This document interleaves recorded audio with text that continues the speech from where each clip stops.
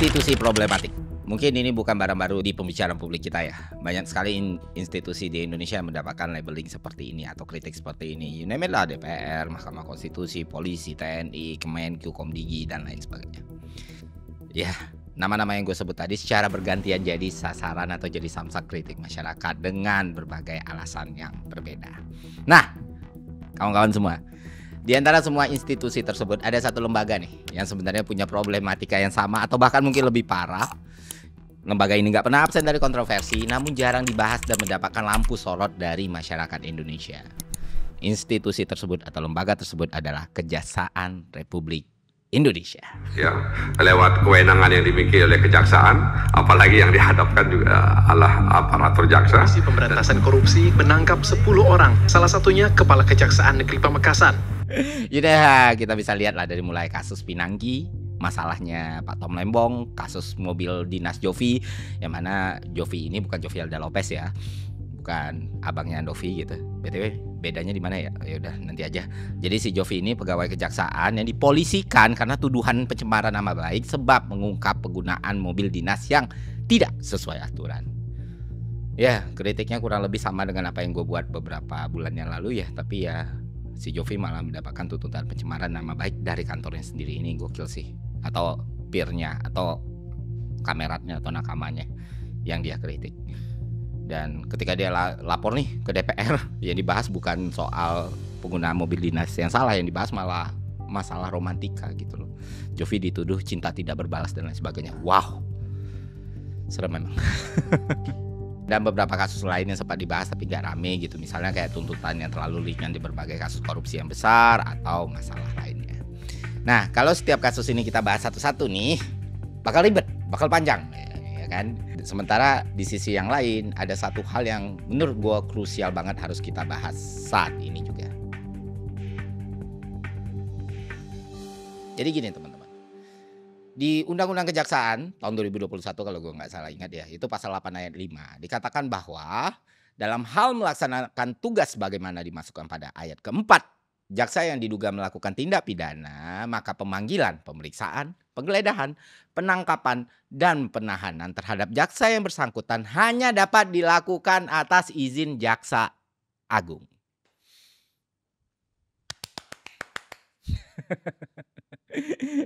Dan gue kira teman-teman udah ngerti ya. Jadi kalau lu mau melakukan proses hukum kepada jaksa dari perangkat hukum yang lain atau aparat hukum yang lain, katakanlah KPK gitu misalnya ya, proses pemanggilannya sampai penangkapannya itu hanya bisa dilakukan kalau Jaksa Agungnya ngasih izin.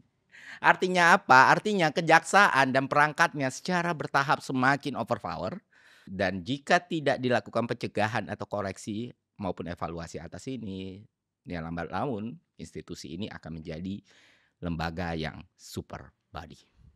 Dan jika ini terjadi, jelas hal tersebut akan sangat berbahaya dan mengancam. I need you more than ever. You wasn't there for me. I'm waiting for you in our bed till you came home at 3. Oke, kita bahas sedikit lah soal sejarahnya. Di zaman kolonial Belanda nih ada institusi yang fungsinya sama dengan kejaksaan ini dan digunakan cuma sebagai perpanjangan tangan kekuasaan gitu. Jadi benar-benar apa kata penguasanya ya mereka manut gitu kan. Nah kemudian Indonesia merdeka lalu lanjut ke Orde Baru. Nah pada masa Orde Baru ini banyak pihak menganggap bahwa kejaksaan lagi-lagi cuma jadi alat kekuasaan doang. Karena waktu itu strukturnya masuk ke dalam jajaran kabinet. Banyak kasus kriminal yang melibatkan pejabat tinggi nggak bisa diselesaikan oleh kejaksaan. Barulah setelah reformasi lewat Undang-Undang Nomor 16 Tahun 2004, Kejaksaan Republik Indonesia lahir kembali. Lewat UU ini independensi kejaksaan jadi lebih kuat teman-teman. Ada pengawasan internal, tugasnya juga diperjelas lagi nih soal tuntutan dan koordinasi dengan lembaga penegak hukum lain seperti KPK dan Polri. Singkatnya, Kejaksaan Republik Indonesia adalah satu-satunya instansi yang berwenang melakukan penuntutan atas nama negara terhadap tindak pidana umum. Mereka juga bisa melaksanakan dan mengawasi putusan pengadilan, menentukan apakah suatu perkara bisa dilimpahkan ke pengadilan atau enggak. Mereka juga menyelenggarakan tindak peningkatan kesadaran hukum, pengawasan aliran kepercayaan, pengawasan buku, dan hal yang lain. Kejaksaan juga berfungsi sebagai konsultan hukum pemerintah jika ada sengketa perdata. Nah, secara umum skup kekuasaan mereka berdasarkan UU nomor 16 tahun 2004 itu banyak sekali Bapak Ibu semua. Pengawasan bisa, penyelidikan bisa, penegakan hukum bisa. Namun fokus utamanya tetap pada fungsi penuntutan. Nah, masalahnya muncul di tahun 2021. Waktu itu DPR merevisi Undang-Undang Kejaksaan yang lama dengan menerbitkan UU nomor 11 tahun 2021. Kenapa ini jadi masalah? Karena melalui undang-undang ini, gue ngerasa kejaksaan bisa saja berubah atau menjelma menjadi pemegang kekuasaan yang absolut. Dan beberapa kasus menunjukkan indikasi tersebut. Pertama, semangat independensinya tuh udah kurang atau bahkan nggak ada gitu ya. Lewat UU yang baru ini, tepatnya pada pasal 11A ayat 1 ayat 2, jaksa diperbolehkan untuk rangkap jabatan. Padahal di UU Kejaksaan 2004, hal ini ditentang nih karena akan menimbulkan konflik of interest atau konflik kepentingan gitu. Lalu di pasal 35 ayat 1 huruf G disebut bahwa kejaksaan dapat mengkoordinasikan, mengendalikan, dan melakukan penyelidikan, penyidikan, dan penuntutan tindak pidana yang dilakukan bersama oleh orang yang tunduk pada peradilan umum dan peradilan militer. Wow, bisa dibayangin nggak satu lembaga bisa melakukan semuanya mulai dari penyelidikan, penyidikan, sampai penuntutan. Kenapa ini bermasalah? Ya sederhana, ketika lu dikasih kekuasaan dan kewenangan yang begitu besar, lu bisa melakukan apapun yang lu mau. Lu punya power yang hampir absolut dan tanpa check and balance yang jelas. Dan bisa saja ini menyebabkan banyak sekali manipulasi kasus dan kriminalisasi yang terjadi di peta politik kita. Ya bisa jadi ya, karena power yang sangat besar seperti ini. Tadi sempat gue bahas, teman-teman mungkin ingat kasus suap Jaksa Pinangki yang waktu itu sempat heboh. Waktu itu kejaksaan gak mau menyerahkan kasus ini ke lembaga hukum manapun. Jadi mulai dari penyelidikan sampai ke penuntutan, jaksa lah yang menangani kasus ini. Anehnya, tuntutan jaksa pada Pinangki saat itu dinilai terlalu rendah Bapak Ibu semua. Cuma 4 tahun penjara, padahal vonis dari hakim saat itu mencapai 10 tahun penjara. Ketiga, ini aja udah menunjukkan, wah potensi problematikanya tuh tinggi betul gitu loh. Nah, ketiga, kejaksaan juga diperluas. Apa yang diperluas ya? Fungsi pengawasan di bidang intelijen. Gila nggak sih? Di pasal-pasal 30B dijelaskan jaksa berwenang buat menyelenggarakan fungsi penyelidikan, pengamanan, dan penggalangan untuk penegakan hukum. Mereka juga bisa menciptakan kondisi dan melaksanakan pengawasan multimedia. Nah, poin terakhir, pengawasan multimedia ini jelas menarik ya teman-teman. Kemarin gue baru baca artikel terus dijelaskan bahwa kalau salah satu bentuk pengawasan multimedia ini adalah untuk mengetahui ancaman, gangguan, hambatan, dan tantangan dalam permasalahan penegakan hukum, ditambah untuk mengantisipasi pemberitaan-pemberitaan negatif yang dapat mempengaruhi public trust terhadap institusi kejaksaan. Juga the point, right? Jadi bisa jadi video ini akan bermasalah nanti, but it's okay, let's fight.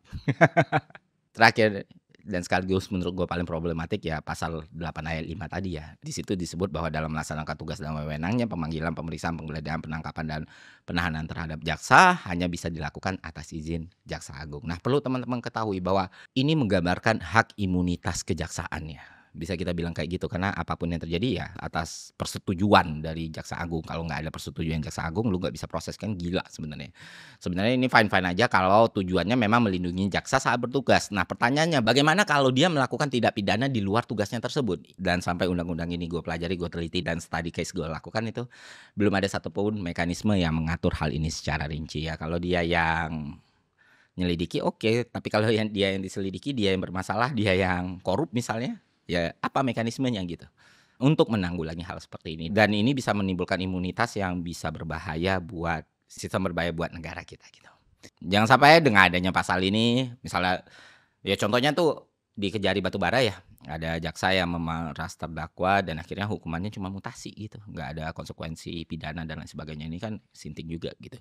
Dan kasus Pinangki misalnya itu kan suapnya fantastis banget. Terus ada lagi kasus jaksa yang positif menggunakan narkoba yang terjadi di Blora gitu, atau jaksa yang melakukan tindak pidana lain tapi nggak bisa tersentuh dengan hukum.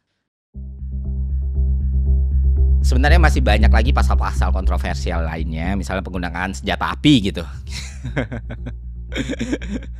Ya kalau senjata api kan udah ada institusi yang lain ya.